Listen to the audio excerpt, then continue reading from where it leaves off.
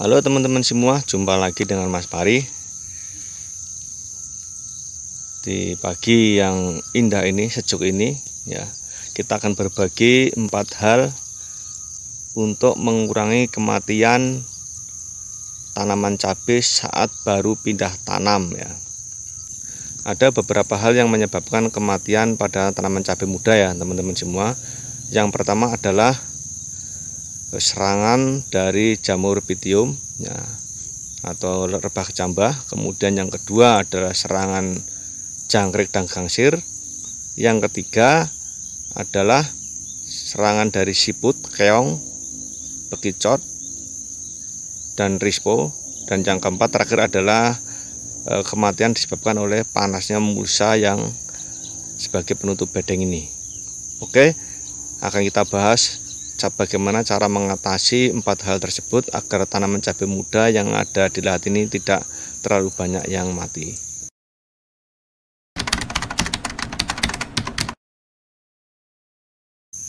Ini tanaman baru umur sekitar 2 hari 3 hari kita pindah tanam. Jadi tanaman cabai tiba-tiba layu ya ini. Ketika dipeseman bagus, tumbuh subur seperti ini, tapi ketika kita pindah di lubang tanam langsung terjadi layu seperti ini. Nah, hilang ya. Ini ada tapi hilang seperti ini. Ini biasanya layu-layu yang menyebabkan di peseman namanya adalah layu rebah kecambah ya. Rebah kecambah itu kalau di jamurnya adalah penyebabnya jamur Pythium. Untuk pengendaliannya bisa kita gunakan Previgur ya teman-teman semua. Kita gunakan Previgur dengan bahan aktif Propramocap hidroklorid ya. Kemudian kendala lagi di peseman di tanaman muda ini yang kedua adalah serangan gangsir ya. Serangan gangsir dan juga mungkin jangkrik dan ulat tanah ya.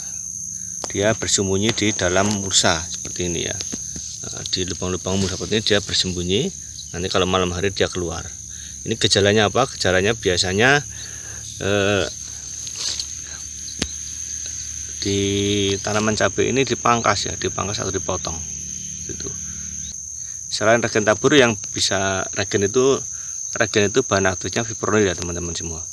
Selain menggunakan regen tabur juga bisa kita gunakan bahan aktif karbofuran seperti furadan, kresnadan dan lain sebagainya. Banyak insek tabur ya, granul yang bisa kita gunakan sebagai pelindung benih saat kita tanam cabai.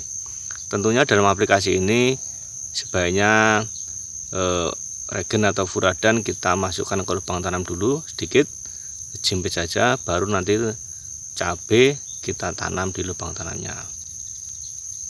Untuk yang ketiga yaitu serangan rispo ya, rispo atau bekicot tanpa cangkang, dan juga ada lagi bekicot juga banyak sini teman-teman semua. Nah ini pengendaliannya kita gunakan molusida. Molusida itu jenisnya macam-macam ya, diantaranya siputok ya, dan lain sebagainya. Nah ini pengaplikasinya beda dengan regen tadi atau furadan tadi. Kalau molusida itu kita aplikasinya dengan cara di atas tanaman ya. Dalam arti cabai kita tanam, setelah kita tanam di dekat lubang tanam ini kita kasih molusidanya. Nah yang berbentuk umpan saja ya teman-teman semua. Nah selain di sebelah lubang tanam, di parit-parit atau di selokan di antara bedeng juga perlu kita sebari, karena dia juga kalau malam hari berkeliaran kemana-mana. Biasanya kalau kita kasih molusida itu nanti banyak sekali paginya setelah 24 jam ya, itu nanti banyak sekali keong-keong kecil, bekicot kecil, dan juga rispo atau bekicot tanpa cangkang pada bergeletakan mati di sebelah bedengan. Panas dari mulsa itu juga nanti akan mengakibatkan tanaman cabai yang lemah ini juga akan mati seperti ini ya. selain jamur. Biasanya untuk mengatasi hal ini biasanya kita kasih tanah ya, diuruk tanah. Setelah bibit ditanam, diuruk tanah sampai tinggi seperti ini teman-teman ya. Nah, diuruk seperti ini. Ini kita ketahui kalau dalam praktik seperti ini, kalau jam 12 siang pasti sangat panas sekali ya. Ini kalau uapnya keluar angin, ini bisa mematikan tanaman cabai ini.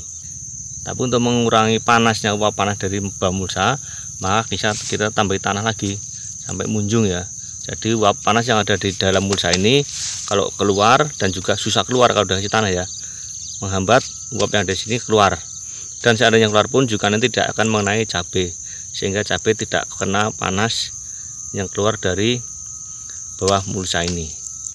Oke teman-teman semua, itu tadi 4 hal yang perlu diperhatikan dan bagaimana cara mengatasi atau mengurangi kematian bibit cabai muda yang baru pindah tanam ini. Mudah-mudahan bisa bermanfaat bagi Anda semua, para petani di seluruh Indonesia, terutama para petani cabai. Tetap semangat dalam bertani. Sampai jumpa di video kami selanjutnya. Salam tani.